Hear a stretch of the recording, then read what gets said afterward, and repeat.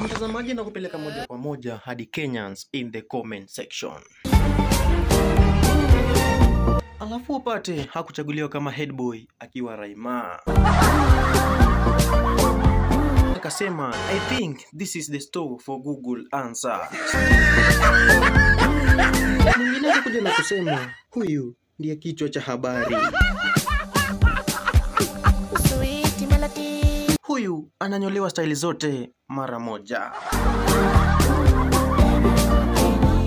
Mwingine akatokea huko na akamwambia, wewe labda uvae mwavuli kama kofia. Hapa ndoto zinakuja na episode. Mwingine akatokea huko na akamwambia, maskini wa Mungu, hiyo kichwa imeshindwa cover ya SHA, itabidi ujaribu insurance.